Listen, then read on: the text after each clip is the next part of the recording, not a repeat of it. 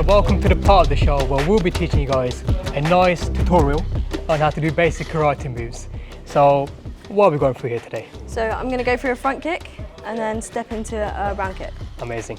So we'll go through this slowly first, just for some of the people watching at home. Okay, so from here, you're going to get in a sparring stance. Front leg, you bring it up, kick, with the ball of your foot, step forwards, round kick. Now if we go through that slowly, front leg comes up, kick with the ball of your foot, place it down, back leg comes up, twist, and round kick. And it's easy as that, ladies and gentlemen, but it's not as easy as it is it? How many years did it take you to learn that?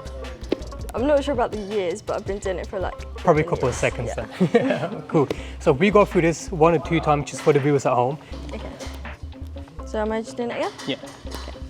Okay. Front kick. Round kick. That's great. From there, you can also step into that. So back leg comes up, front kick, and then same thing, round kick, and the foot normally goes back to where it was. That's great. I can see you use your hip momentum a lot in that one. How important is using your hips and generating that power from the ground up? So it's important to use your hips to get the power from the ground, like you said. Yeah. And it allows you to rotate, and it also allows more mobility in your movement. Because sometimes you see just people just kind of reaching out and So leaning back. what you'll often see, because I teach toddlers as well, if you hold the bag up to the side, to the side, what you'll often see is this. As you can probably feel it, it's not effective at all. Whereas if you twist this back foot, it's much more effective. There's a big difference in that. I can tell you firsthand. Awesome, that's great. So that was our basic moves. Please do learn this at home, but there's always an advice that we give to people. Please learn this in a professional environment, an environment where you got someone like her or one of the senseis, so they can teach you in a safe way, so we don't get injured. So that was the basic move. If there was a advanced move that we can do, maybe some of the people watching at home thinking, it's a bit easy. Can we go any harder? What can we do? You can turn the round kick into a spinning round kick. So okay. I'm gonna have to swap legs to this one. Just like that. Even I didn't see that coming. Nice, so we're going for a front kick and then a spinning back kick. Yeah, so this time I'm gonna use the front kick from my back leg. Place it down to the side. Just gonna shift back a bit. That's great. So I'm going to ask you to do it in slow motion now, but I'm guessing the spinning kick is going to be a bit difficult, unless you can handle it. I can. She can handle it. Okay, let's go for it. Okay, so from here, front kick from the back leg, turn back to the side. You're going to place this leg across, twist the hips, this leg comes up and around like a hook. That's great. There we go, ladies and gentlemen. That's how to do a foundation and also the advanced way of doing both moves. If there's any tips or advice that you would like to give to the viewers out there, what would you like to give them? Take some time, so don't stop after the first try and just keep practicing. It does take time. There you go, ladies and gentlemen. That was your class for today, your one-on-one class session on SIKH Channel. And if you need any more advice, do visit your local martial arts sites or your local dojo, or maybe check out this dojo place. Yeah. We've got a lot of fun people around here. Thank you so much, guys. So my name is Just Raj. I've been training for 16 years now in karate. I started when I was 9 years old and I'm 24 now. Yeah, just turned 25. My name's SIKH. I started training when I was 6 and I've been training for 11 years. That's incredible. Over 10 years of experience, you guys must be solid on the dojo mats. Yeah, I mean, it started as self-defense when I was younger, but now it's more about giving back to the community. So we do a lot of charitable events, such as we teach the Guru Nanak the bar. And it's a charity class for anyone that can that feels like they need to attend, and it really helps the children out there. Yeah. I mean, I started because my parents put me into it, but now I'm training to be an instructor, so we'll see how that goes. Nice. I mean, I've seen you guys on the mats today, and you guys are the real deal. Thank you very much. Thank you. What are some of your favourite combinations? What are your favourite go-to moves when it comes to the karate? So it really depends. Since COVID, unfortunately, I've put on a bit of weight, so I'm sort of tending more towards grappling at the moment. I'm enjoying more. But once I start shredding back again, then sparring and will be more of my forte. Yeah. I quite like my kicks, front kicks, side kicks, spinning round kicks, because quite flexible, so they're quite nice. Nice. I mean, kicks are always handy. You get that range as well, and keeps the enemies out of sight. No, definitely. I think you got to adapt as a fighter. You know, depending on who you are sparring and you yourself as well, what you're capable of. So it's important to be an adaptive fighter. That's what makes a good fighter. Definitely. So if you guys were to fight each other in a sparring session, what kind of way would you adapt to her fighting stance? What kind of way would you adapt to his? Well, we're often told that if you're smaller, it's better to go in because closer sparring range. I don't know about you. So if I was sparring Sensor Clean, I wouldn't try and use grappling because I am slightly larger. It'd be a bit more easier for me to overpower her. So it'd be better for me to start working on techniques that maybe I'm not too comfortable with, and try and almost shrink myself to her height, so it gives a bit more of a fairer fight. And of course, there's weight classes as well, so we've got to keep it fair and even. Yes, of course, definitely. And you know, in the dojo, there's no ego. You know, we're only competing against ourselves, and that's it. Definitely. I mean, you can see by the students behind us, they have so much respect for the senseis, and they listen to all they say, don't they? Yes, definitely. I mean, it goes well outside the dojo. I mean, some of the stuff that Sensei Amrit especially has done for these students is unbelievable. You know, some of them have been picked on in school, and had to go down to the schools and speak to the teachers and try and resolve the issues. Some have come from broken families. So the dojo is more than just karate. It's a place where people come to feel a part of something, to feel a part of the family almost. Wow. In which way has the dojo helped you personally? It's helped me quite a lot. So, when I was young, my parents divorced. So it was completely, I lived in separate households and stuff. And the dojo really helped me stay grounded and not go on a wrong path. I feel like a lot of children sometimes, when they do have issues at home or, potentially issues outside of the household, it's quite easy to be led down the wrong path. I think this is what we're really trying to do now, just keep, the children and the kids of this day and age on the right path, and especially now with social media, it's so easy to slip down the wrong path. And we all know that primary school, I mean, more towards secondary school, kids are very, they're quite a bit crazy. Yes, yeah, especially now. We've actually taught in secondary schools before. We've got to see firsthand, how the children behave now compared to back in the day. I suppose when you were growing up, myself and some of our the older generation as well, our parents and grandparents. Definitely. I mean, Suki, when you went to school, did you face any kind of bullying or any of that kind of sort of manner? No, but I mean, I still go to school now, so I'm in secondary school. I think it's definitely helped with confidence and self-discipline. You come to a dojo at a certain time, you leave at a certain time, so it's pretty good. That's awesome. I mean, so you must have went to many different classes. Yes. Here at the Sensei. What kind of classes do you prefer? To be honest with you, my most favourite classes to teach, I also teach, is teaching the younger ones, because it's unconditional for them, and you can really see them grow. So I've been in karate for 16 years now. I've been teaching near 10 years, I'm going to say, and I've seen students who have joined when they're 4 or 5 years old, and now they're 15 years old, and it's just amazing to see the path they've taken and how it's really helped them in their life and in their studies as well. You'd be surprised the discipline and the morals that we try and instill in the students really helps them outside of karate, and especially in their studies. Definitely. And how about you, Suki? What are some of your favourite moments here at the dojo? Probably like tournaments. You get competitive at the same time, just training with your dojo, which is like your family, so you get a bit of both. So. Talking about the tournament, we have the big tournament coming up next week. How excited are you guys?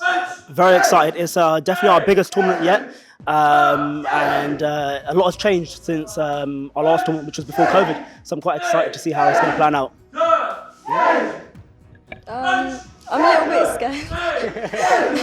I think it's normal to get nervous, but I'll be sparring all black belts and they're quite taller, but then again, you just have to figure your way around it. So it's fine. That's quite intriguing to know. Although you're a black belt, you're still quite scared towards the tournament. It just goes to show that a person can always learn from the situation, and you never know what's in front of you, so you need to be adaptable in every situation. Definitely, of course. And I think, karate definitely teaches you to start to overcome those fears. And I think that's the main thing in life, because in life you'll always be chucked with, issues or, fears. We have a lot of students come to us with anxiety now since COVID.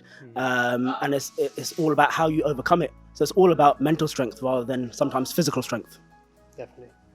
Yeah, I think it's important to get yourself in that environment where you do get to feel those emotions, where it's controlled. So I can be scared for it, but it's important to get yourself out there and feel that, where you know that it's going to be monitored, so you can have the experience. Definitely. And for some of the people watching at home who might want to get into the martial arts of karate, because there's many martial arts out there, isn't there? Yes, definitely. I mean, there's many good martial arts and there's many bad martial arts, unfortunately. Okay. You know, It'd be interesting to know the bad martial arts, but I'd say we keep that off camera. definitely. Unfortunately, you know, the way karate and martial arts has gone, it's become very commercialized. So a lot of people are in it for this, which we are not. So when people come to us, they say, "Well, this is not karate. Karate, you don't do this, you don't do that." Well, no, this is karate, but we've stayed quite humble to our roots. Yeah, I think that's it. Yeah, same as you said. Yeah. Lovely. In terms of martial artists, there's many great performers in this world. What are some of your favorite martial artists? Is it maybe Bruce Lee?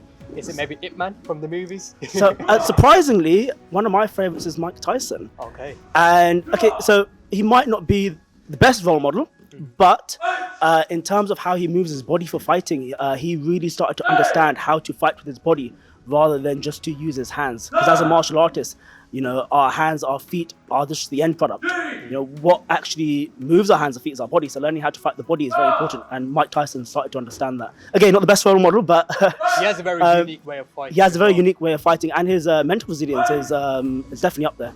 Definitely. I don't have a specific person, but I think at a young age, the main person that you do look up to is the senseis at your own dojo. So then you learn to be like them senseis, which is important. As senseis now, we have to keep that discipline because we know that there's going to be younger students looking up to us now. Definitely. I mean, it's always handy to look up to your sensei. I mean, if you don't look up to your sensei, you're not going to train, are you? No, of course. So sensei is, you know, the ultimate to me. You know, what he's achieved, you know, inside and outside the dojo is you know, it's unspeakable. It's amazing, and it really does, you know, set the bar for you, you know, and you really got someone that you can go to, you can talk to, and you know, any issues that you feel like you're having, you can go and speak to sensei, you know. So he's really good. He's done well. Wow, that's amazing. In terms of your future aspirations, what are you aspiring to? Are you trying to become a sensei yourself, or maybe are you trying to go somewhere different in route? I think in a couple of years' time, I'm aiming to have my own dojo with my own students, but we'll see how that goes.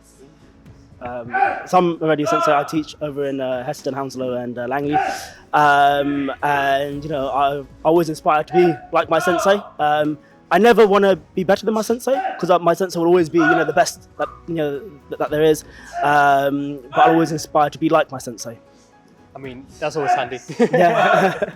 I'm sure the senseis can appreciate your words too. Of course. If there's one message you'd like to say to the lovely viewers out there, you want to get into the world of martial arts, of the sports, or even just get fit and active, what would you like to say to them? I say just go for it. Like, I know it's quite scary, and you'll be in classes where there are people at higher levels and lower levels, but just go for it. It's fine.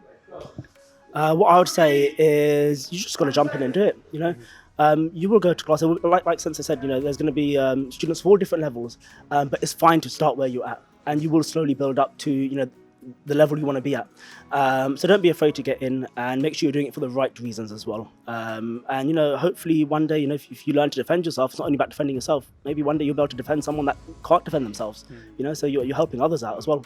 Definitely, and self-defense is very important, Of course, which is one of the main reasons why we train here at this dojo and many other places. So this is a message out to everyone watching to always learn self-defense, not just for yourself, but for other people and your loved ones too. And on that note, I want to thank you guys for coming here today. I know you got your examinations today, so many good luck with that. Thank you very much. Thank you. So welcome to the part of the show where we'll be teaching you how to do some basic karate fundamentals with Jasraj, who's a sensei at this dojo. Jasraj, how are you feeling? No, I'm good, thank you. It's been a long day. It's been a tiring day, as you can probably see from the rest of the footage. Definitely. But yeah, let's get on with it. Let's do it. Cool. So we're going to teach you some fundamental karate moves. What's the first move that we're going through today? So the first thing we're going to go through is we're going to go for a jab, so a stepping in jab, followed by a reverse punch. Then from there, with the hands coming around the head, locking onto the head, coming in with the knee, using your hip to thrust through. Wow. Some powerful moves right there. Cool, so if we can go through this slowly, Yes, of just course, so yeah. the people can see every little detail. and then we'll speed it up and pick it up a little bit. Of course, definitely. Okay. So first thing important, you want to have your guard out. Guard important, because that's what's going to defend you. Next thing is you want both feet facing towards your opponent. Now, you're going to use the floor and your hip to drive in with the first jab, and you see how I lightly pick my heel up. What I'm doing is I'm preparing for my next strike, which is going to be the reverse punch, where I'm going to twist and rotate in. So this is coming in with a more powerful punch. The first one is almost like a stun. The second one is almost like your knockout punch.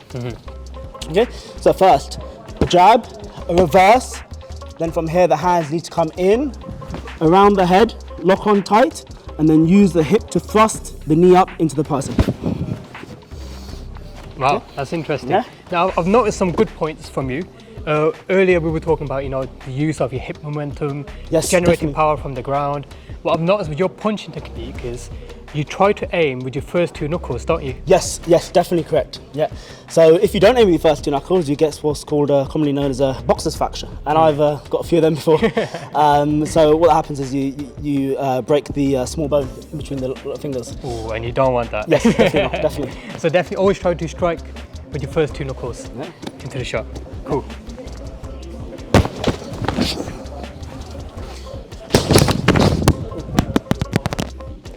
Well, that shot was so powerful, it took off the microphone. Let me go grab that. See, this is how you know he's a sensei. He's moving so fast that the microphone just slipped out of him.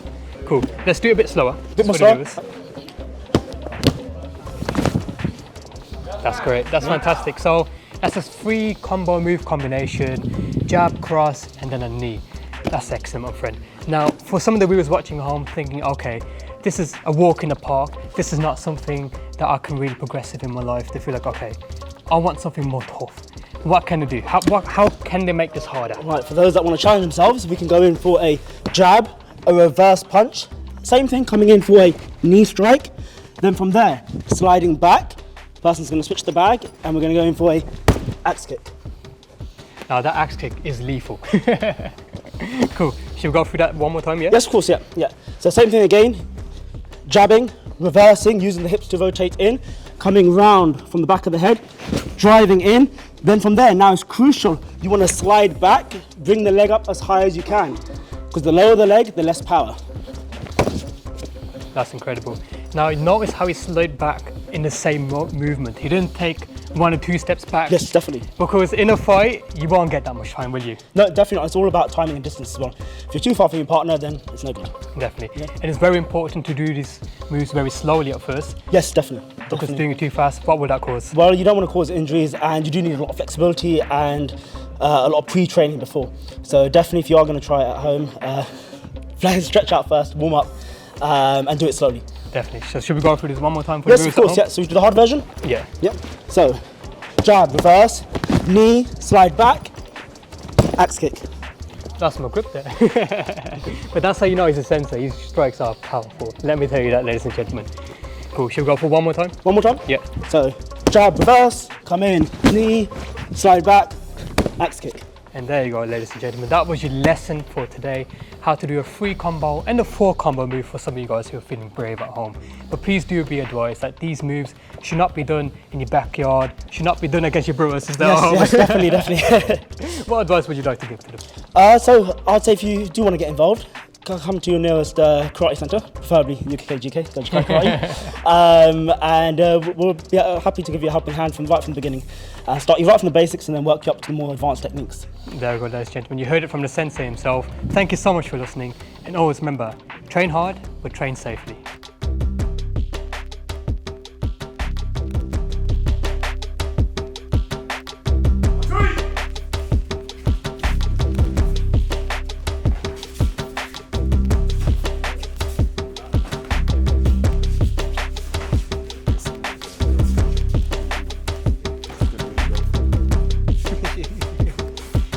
Nice and clean. There you go. Come on. Power, power, power.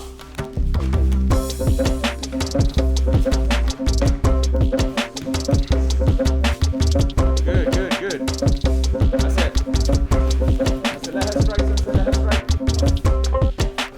Come on, come on. Combinations, combinations, combinations.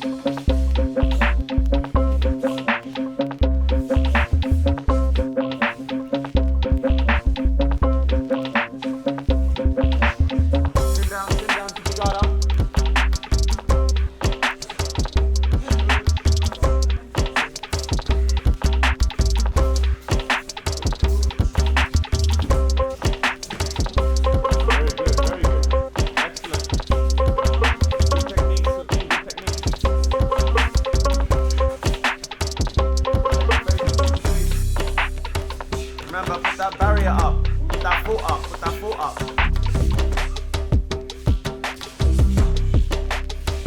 Faster techniques, Sergeant. Faster techniques. Explode, explode, explode. Come on, last round.